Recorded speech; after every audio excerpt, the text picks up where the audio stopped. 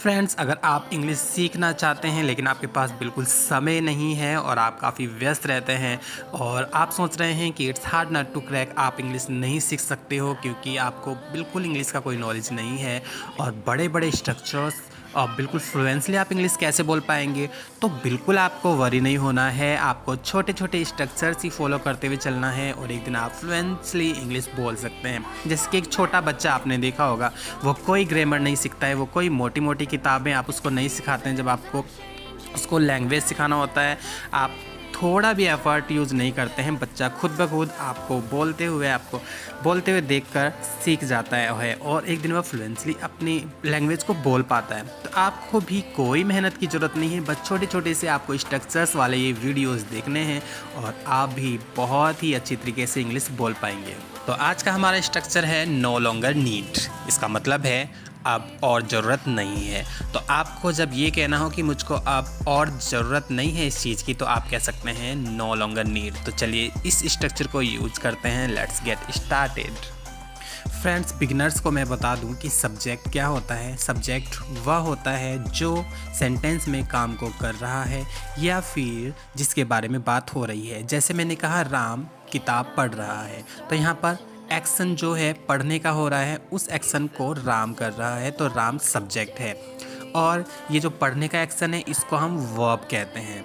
और यहाँ पर अगला है नो लॉन्गर नीड, तो यह आपको एज इट इज़ यूज़ करना है क्योंकि यह स्ट्रक्चर है। उसके बाद है ऑब्जेक्ट। अब ऑब्जेक्ट क्या होता है? ऑब्जेक्ट वो होता है जिसको सब्जेक्ट सेंटेंस को पूरा करने के लिए यूज करता है। जैसे कि राम किताब पढ़ रहा है, तो यहाँ पर राम पढ़ने का काम किसकी हेल्प से कर रहा है, किसको यूज़ कर रहा है? तो बुक को यूज़ कर रहा है, तो यहाँ पर बुक होगा आपका ऑब्जेक्ट। अगर आप कहना चाहते हैं मुझे पैसों की अब और ज़रूरत नहीं है, आप कहेंगे I no longer need money. मुझे इस किताब की अब और ज़रूरत नहीं है, आप कहेंगे I no longer need this book. मुझे तुम्हारी अब और ज़रूरत नहीं है, आई नो लॉन्गर नीड यू। ज़रूरी नहीं है आप इसमें अब लगाएं, आप बिना अब लगाए भी बोल सकते हैं। जैसे कि मुझे दवाइयों की और ज़रूरत नहीं है, आप कहेंगे I no longer need medicines. Friends, अगर आपको ही, सी, इट या फिर किसी का नाम जैसे सिंगुलर सब्जेक्ट के साथ में यह सेंटेंस यूज़ करना है, तो आप नो लॉन्गर नीड की जगह नो लॉन्गर नीड्स का यूज़ करेंगे। आप कहना चाहते हैं उसे तुम्हारी अब और ज़रूरत नहीं है, she no longer needs you. उसे मदद की अब और ज़रूरत नहीं है, he no longer needs your help. तुम्हारी मदद की ज़रूरत नहीं है। रीना को तुम्हारे कंप्यूटर की अब और ज़रूरत नहीं है, Reena no longer needs your computer. तुम्हारे कंप्यूटर, योर कंप्यूटर। दोस्तों, इस स्ट्रक्चर का यूज आप पास्ट में भी कर सकते हैं। इसके लिए आपको नीड की जगह नीडेड का यूज करना है। आपको कहना है नो लॉन्गर नीडेड। एग्जाम्पल्स, मुझे इस किताब की और ज़रूरत नहीं थी, I no longer needed this book. उसे खिलौनों की और ज़रूरत नहीं थी, she no longer needed toys. Priya को चॉकलेट की और ज़रूरत नहीं थी, Priya no longer needed chocolates. Friends, अभी तक हमने अपने सेंटेंसेस में ऑब्जेक्ट का यूज़ किया था। जैसे कि ऑब्जेक्ट, जैसे कि किसी चीज़, जैसे मैंने बोला मुझको चॉकलेट की ज़रूरत नहीं है, मुझको पैसों की ज़रूरत नहीं है, तो ये ऑब्जेक्ट्स हैं, चीज़ें हैं।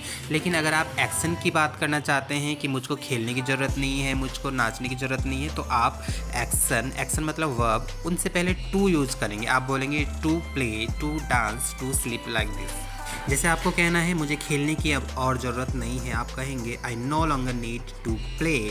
तुम्हें रोने की अब और ज़रूरत नहीं है, you no longer need to weep. उसे नाचने की और ज़रूरत नहीं है, she no longer needs to dance. तुम्हें वहाँ जाने की अब कोई ज़रूरत नहीं थी, you no longer needed to go there.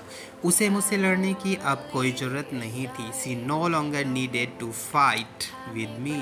उसे भीख मांगने की अब और ज़रूरत नहीं थी, he no longer needed to beg. Friends, आज की वीडियो के लिए इतना ही। आप मेरे चैनल को सब्सक्राइब कर दीजिए और वीडियो को लाइक कर दीजिए। बाय।